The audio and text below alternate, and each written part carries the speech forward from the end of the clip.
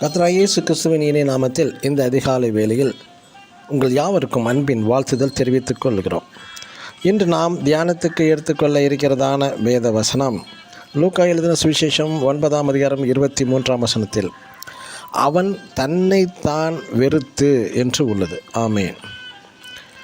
தமது ஊழியத்திற்கென்று சீசர்களை அழைத்து தெரிந்து கொள்ளும்போது தன்னை வெறுத்து வர வேண்டும் என்றார் இயேசு கிறிஸ்து.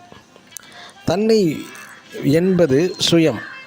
இந்த சுயத்திற்குள் மறைந்திருப்பது யாவுமே தீமை என்று சொல்லிவிட முடியாது. நாம் நன்றாக நல்ல ஒழுக்கமுள்ள நல்ல மனிதனாக வாழ வேண்டும் என்று ஆசைப்படுவது தவறு அல்ல. ஆனால் இந்த ஆசையானது வாழ்வின் மையமாக அதுவே எனக்கு இலக்கு என்று செயல்படும் போது தீமையாக சில விளைவுகள் ஏற்பட வாய்ப்புகள் உண்டு. எனவே தான் சுயத்தை வெறுத்தல் என்று கிறிஸ்தவ போதனைகளில் ஒரு முக்கியமான ஒரு கருதப்படுகிறது. இதனால் பொருள், ஆசை, ஆர்வம், பற்று, கனவு, விருப்பம் எதுவுமே இல்லாத ஒரு சந்நியாசியாக வாழவும் சொல்லவில்லை.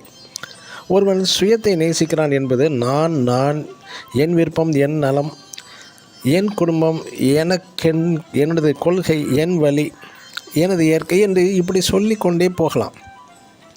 சிலர் இந்த சுயநலம், சுய லாபத்திற்காக அழகிய மனித உறவுகளை இழக்கிறார்கள். சிலர் பகையாக கருதி உயிரை கூட இழந்ததுண்டு. எவ்வளவுதான் பக்தியாக இருந்தாலும் சுயம் ஒருவனிடம் காணப்பட்டு அது தீமையாக காரியத்துக்கு மட்டுமே காணப்படுகிறது.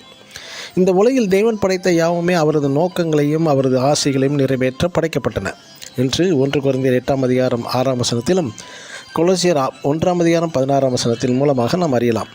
எனவே மனிதன் தேவனுக்காக வாழ்வதே நியாயம். நமது சுய சித்தத்தின்படி அல்ல, தேவ சித்தத்தின்படி வாழ்தல் அவசியம். அப்பொழுது மட்டுமே அந்த மனிதன் தேவ ஆசீர்வாதங்களை அனுபவிக்கும் ஒரு தகுதியை பெறுகிறான். தேவ ஆசீர்வாதம் பெற தனது சுயமான பல தீய காரியங்களை இழக்க நேரிடும். இதுவே சுயம் என்பது. ஆமேன். God bless you.